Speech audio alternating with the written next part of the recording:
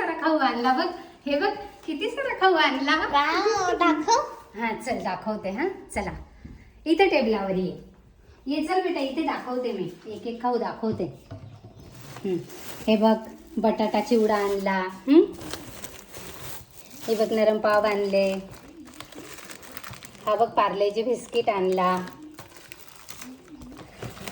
हे बघ हा गुड्डे बिस्किट आणला.